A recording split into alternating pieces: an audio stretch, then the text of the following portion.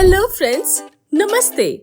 Ever wondered what it feels like to explore a city that's both a lush garden paradise and the beating heart of India's tech revolution? A city that is named with many titles like the Garden City of India, the Silicon Valley of India, and the land of sandalwood. A city that confuses you with traffic but wins you over with its food, weather, and that one auto driver who speaks 5 languages better than you speak one. Well friends, this is Bengaluru, which you proudly call Namma Bengaluru. So suppose you are a first-time visitor searching for clarity about the city, a religious tourist from South India or other Hindi-speaking states, a local or someone who appreciates cultural depth and practical travel information. So in that case, this video is going to be a gold mine for you because this guide is packed with everything you wish someone had told you earlier about Bengaluru. So let us take you on this journey through the streets of Bengaluru. Welcome to the vibrant city of Bengaluru, where tradition meets technology and every street tells a story. In this travel guide, let's explore the best places to visit, eat, and experience in the Garden City of India. Founded in 1537 by Kempe Gowda, Bengaluru or Bangalore, the capital city of Karnataka, is a lively and bustling city set on the Deccan Plateau. Thanks to this height, it enjoys a mild, pleasant climate all year, making it a great destination for both residents and travelers like you. Known as the Garden City of India for its lush parks, including famous spots like the Lal Bagh and Cubbon Park, Bengaluru also carries the title the Silicon Valley of India due to its booming tech industry and role as a hub for global innovation, and the land of sandalwood for its sandalwood items. So you've seen Bengaluru's many faces, but to truly fall in love with it, timing is everything. Now let's take a step deeper into the perfect time to experience it all. Well, locals say Bengaluru's weather is its biggest secret, friends, as Bengaluru sits high on the Deccan Plateau, which means it's cooler than most Indian cities. That's why people call it the Garden City. But from October to February is considered the peak season. At this time, the weather is just right.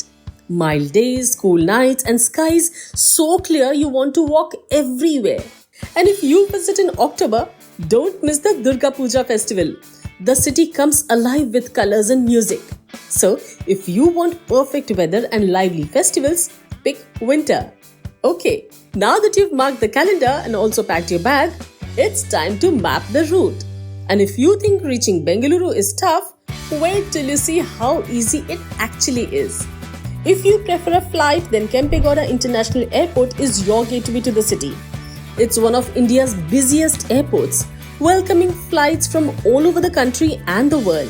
The airport is about 36 kilometers from the city center.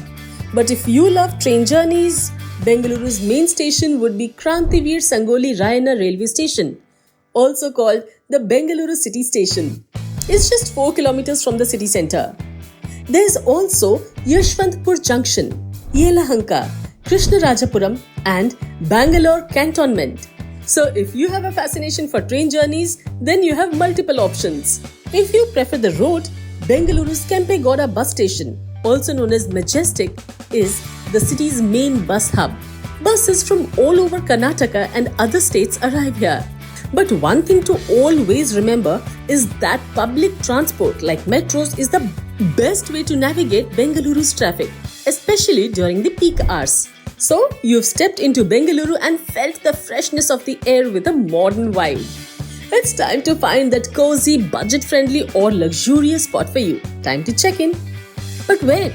Well, Bengaluru offers all types of options for each and every traveler.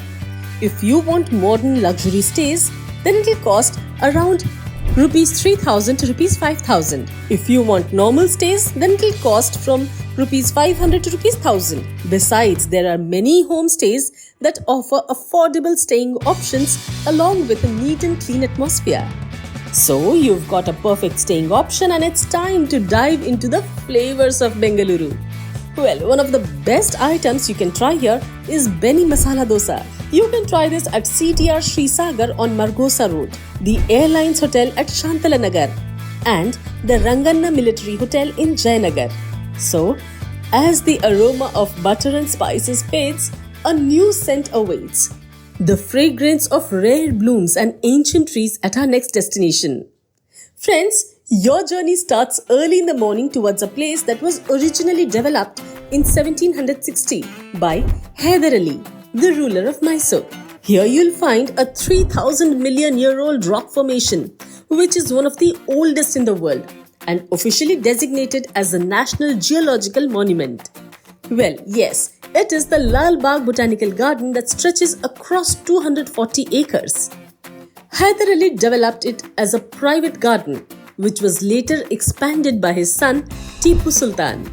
Over the years, Lal Bagh was nurtured by the British and Indian horticulturalists, transforming it into India's premier botanical garden.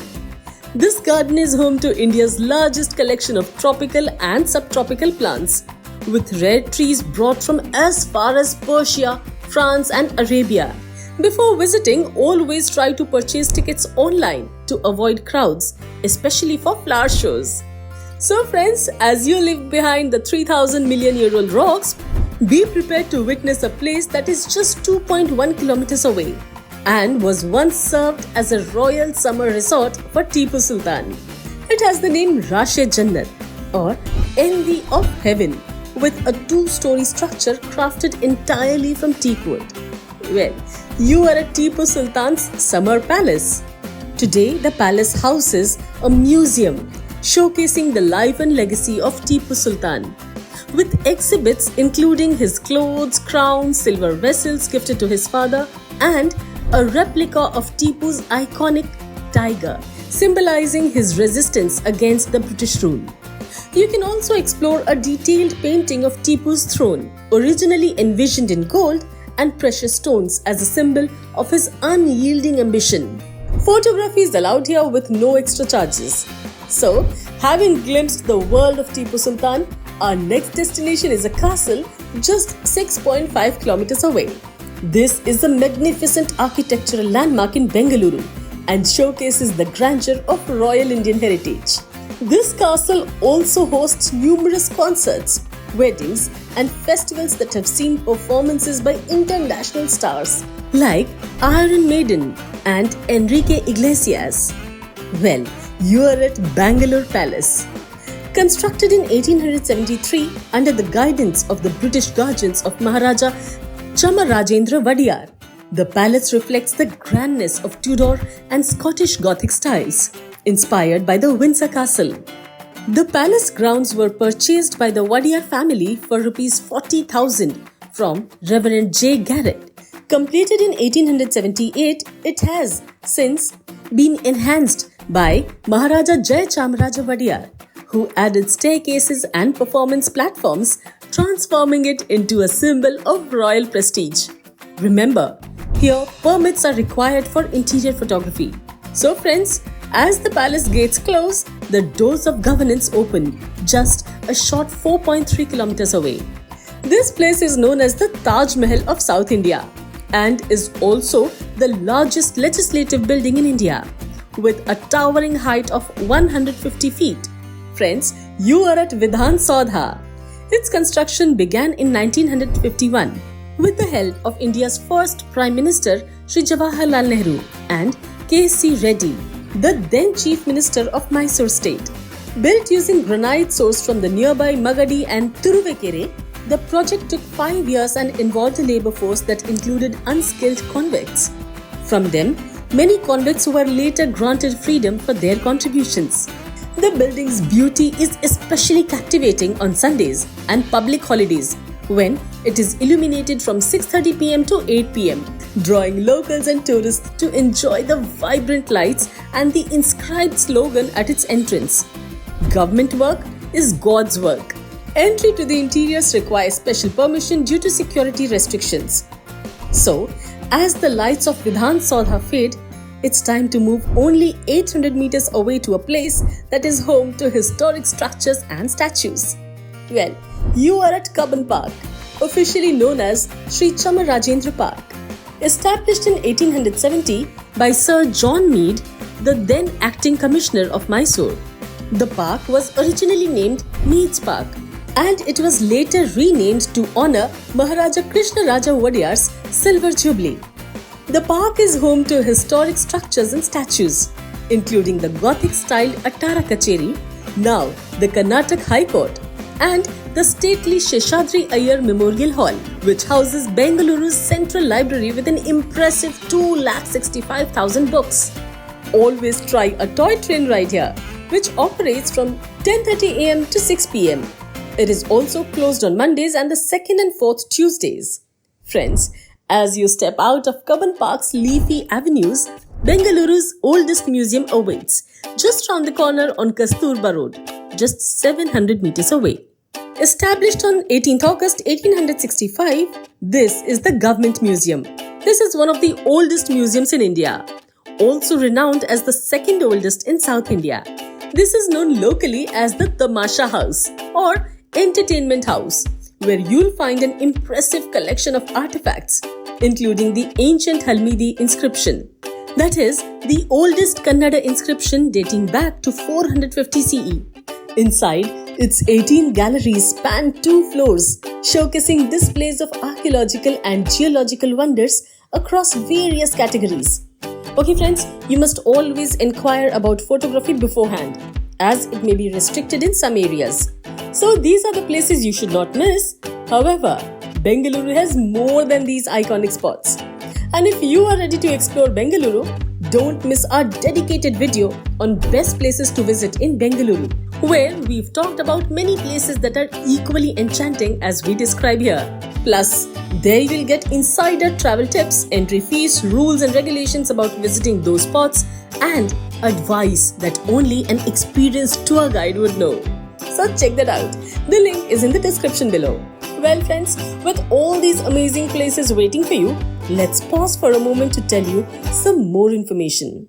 So friends, many of you must have been having this question in your mind that will people understand Hindi here? Well, while Kannada is the heart language, you'll find Hindi is widely understood, especially in markets, stations and tourist areas. So don't worry about that. And with that, our journey through Namma Bengaluru comes to an end. We hope you are now packed with all the knowledge and excitement you need to explore this incredible city. If you found this guide helpful, please give us a thumbs up and don't forget to subscribe to our channel for more travel insights. We'd love to hear about your Bengaluru experiences or any questions you might have. So drop them in the comments below. Happy travels, and we hope to see you on our next adventure. Keep traveling.